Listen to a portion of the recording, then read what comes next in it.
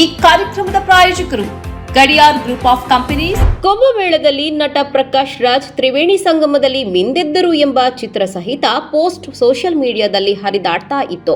ಇದನ್ನು ಹಂಚಿಕೊಂಡದ್ದು ಧರ್ಮದ್ವೇಷಕ್ಕೆ ಕುಖ್ಯಾತಿಯನ್ನ ಪಡೆಕೊಂಡಿರುವ Prashant Sambargi.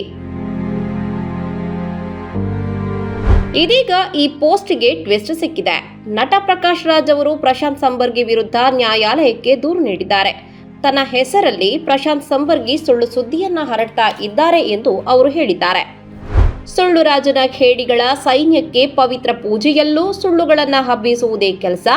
Police complaint ದಾಖಲಾಗಿದೆ. ನ್ಯಾಯಾಲಯದಲ್ಲಿ ಏನು ಮಾಡ್ತಾರೋ ನೋಡೋಣ ಎಂದು ಪ್ರಕಾಶ್ ರಾಜ್ ಟ್ವೀಟ್ ಮಾಡಿದ್ದಾರೆ. ಹಾಗಂದ ಇಂತಹ ಸುಳ್ಳು ಸುದ್ದಿ ಕೇವಲ ಪ್ರಕಾಶ್ ರಾಜ್ಗೆ ಸಂಬಂಧಿಸಿ ಮಾತ್ರ ಸೋಷಿಯಲ್ ಮೀಡಿಯಾದಲ್ಲಿ ಹರಿದಾಡ್ತಾ ಇರೋದಲ್ಲ. ಇತ್ತೀಚೆಗೆ ಸಲ್ಮಾನ್ ಖಾನ್, ಶಾರುಖ್ ಖಾನ್, ಅಮೀರ್ ಖಾನ್ ಬಗ್ಗೆ ಕೂಡ ಇಂಥದ್ದೇ ಚಿತ್ರಸಹಿತ ಪೋಸ್ಟ್ಗಳು ಹಂಚಿಕೆಯಾಗಿತ್ತು. ಇವರೆಲ್ಲ ತ್ರಿವೇಣಿ ಸಂಗಮದಲ್ಲಿ ಮುಳುಗಿ ಎದ್ದಿದ್ದಾರೆ ಎಂಬಂತೆ ಬಿಂಬಿಸುವ ಚಿತ್ರಗಳು. ಈ ಚಿತ್ರಗಳು ಸೋಷಿಯಲ್ ಮೀಡಿಯಾದಲ್ಲೂ ಹರಿದಾಡ್ತಾ ಇತ್ತು. ಮಾತ್ರ ಅಲ್ಲ, ಇವುಗಳಿಗೆ ಬರುವ ಪ್ರತಿಕ್ರಿಯೆಗಳಂತೂ ಅತ್ಯಂತ ಕೆಟ್ಟದಾಗಿತ್ತು.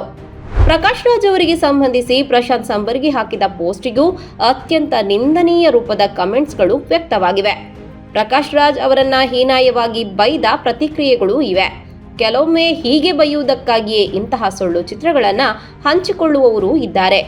ಆದರೆ ಅನೇಕ ಬಾರಿ ಜನಸಾಮಾನ್ಯರು ಇಂತಹ ಸುಳ್ಳು ಸುದ್ದಿಗಳನ್ನ ನಂಬ್ತಾರೆ ಮತ್ತು ಅದನ್ನ ಹಂಚಿಕೊಳ್ತಾರೆ. ಅಂತಹ ಸುಳ್ಳು ಸುದ್ದಿಗಳನ್ನ ಸತ್ಯ ಸುದ್ದಿ ಎಂದೇ ನಂಬಿಕೊಂಡು ಮಾತಿನಲ್ಲಿ ಪ್ರಸ್ತಾಪಿಸಿ ಸಮರ್ಥಿಸಿಕೊಳ್ಳುತ್ತಾರೆ.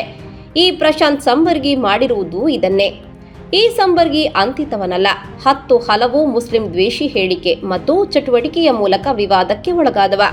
ಹಲಾಲ್ ಮಾಡಿದ ಹಣವು ಮುಸ್ಲಿಂ ಭಯೋತ್ಪಾದಕರ ಚಟುವಟಿಕೆಗಳಿಗೆ ಹೋಗುತ್ತೆ. ಹಲಾಲ್ ದೇಶಕ್ಕೆ ಮಾರಕವಾಗಿದೆ ಎಂದು ಈ ಸಂಬರ್ಗಿ ಈ ಹಿಂದೆ ಹೇಳಿದ್ದರು. ಹಾಗೆಯೇ ಹಲಾಲ್ ವಿರುದ್ಧ ಜಟ್ಕಾ ಕಟ್ ಎಂಬ ಅಭಿಯಾನದಲ್ಲಿ ಮುಂಚೂಣಿಯಲ್ಲಿದ್ದರು. ಮಸೀದಿಯ ಲೌಡ್ ಸ್ಪೀಕರ್ನ ವಿರುದ್ಧ ಅಭಿಯಾನದಲ್ಲೂ ಈತ ಭಾಗವಹಿಸಿದ್ದನು. ತಮಗಾದವರನ್ನ ಸತಾಯಿಸಲು ಬಳಸುವ ಅತಿ ದೊಡ್ಡ ಅಸ್ತ್ರವೇ ಸುಳ್ಳು ಸುದ್ದಿ. ಇಂತಹ ಸುಳ್ಳು ಸುದ್ದಿಗಳನ್ನ ತಯಾರಿಸುವ ಕಾರ್ಖಾನೆಗಳೇ ಈ ದೇಶದಲ್ಲಿ ತುಂಬಿಕೊಂಡಿವೆ. ಇಂಥವರ ಧೈರ್ಯ ಏನೆಂದರೆ ಇವರ ವಿರುದ್ಧ ಕೇಸ್ ದಾಖಲಾಗುವುದು ಕಡಿಮೆ. ಯಾರ್ಯಾರದೋ ಬಗ್ಗೆ ಏನೇನೋ ಸುಳ್ಳು ಸುದ್ದಿಗಳನ್ನ ಹಂಚಿಕೊಂಡು ವಿಕೃತ ಸುಖವನ್ನು ಅನುಭವಿಸುವುದೇ ಇವರ ಕಾಯಕ. ಇದೀಗ ಪ್ರಕಾಶ್ ರಾಜ್ ದಿಟ್ಟ ನಿರ್ಧಾರ ಕೈಗೊಂಡಿದ್ದಾರೆ. ಪ್ರಶಾಂತ್ ಸಂಬರ್ಗಿ ವಿರುದ್ಧ ನ್ಯಾಯಾಲಯಕ್ಕೆ ದೂರು ನೀಡಿದ್ದಾರೆ.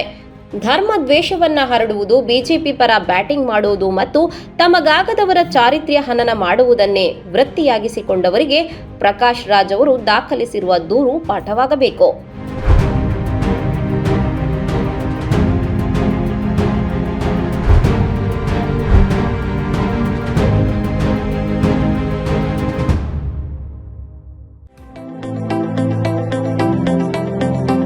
Gadiar Group of Companies, synonymous with excellence and innovation, stands as your dynamic partner for progress.